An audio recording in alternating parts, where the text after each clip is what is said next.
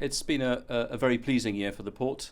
We've seen a rise across the three principal sectors of activity in the port, namely the number of ships coming in for bunkers to take on fuel, the cruise ship visits, and number of super yachts calling. And all this against a backdrop of the repercussions of the global economic crisis of a few years ago still playing out in the shipping industry. And we've also seen the slowdown of a number of major economies around the world. That has an impact on levels of shipping.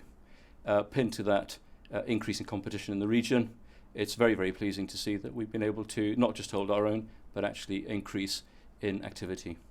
You announced a 13% increase in the number of cruise ships visiting Gibraltar. Is that a very significant rise?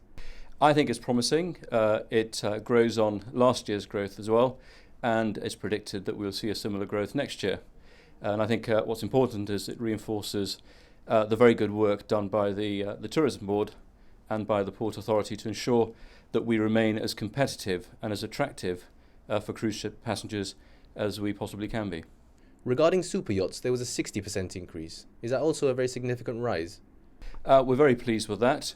The super yacht industry is one that's growing year on year, so this builds on that. And what we're seeing is an increasing number of super yachts that want to stay in Gibraltar for a bit longer than just the time it takes to take on fuel.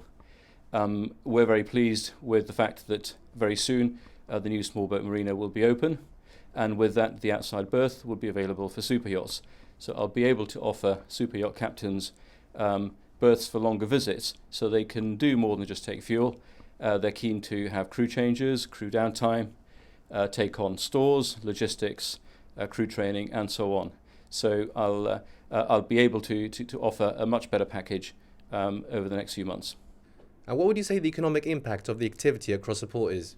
It's difficult to home in on a specific figure, but the number of people working directly in the port and indirectly to port-related business is significant and in the hundreds, and therefore the contribution that the port makes to Gibraltar's GDP is significant.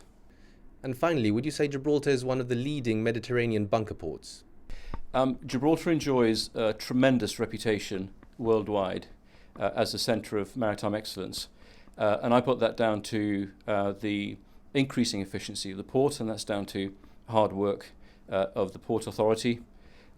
We've introduced a number of initiatives recently, and that seems to be paying off. Never compromising safety, and we maintain safety at the highest standards possible.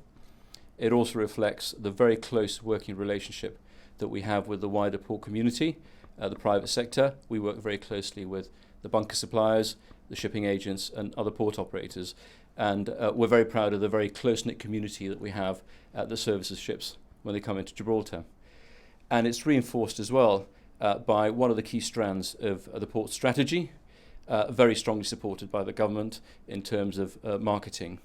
And I think it's very important, it's fundamental that we engage directly with the shipping community and the clients out there to make sure that we get first-hand feedback on the services that we provide and how we might be able to further improve on those services. So you put all that together, and I think it's not surprising, but we're very proud of the fact that we enjoy an enviable reputation as a centre of maritime excellence, not just in the Western Mediterranean, but I think globally.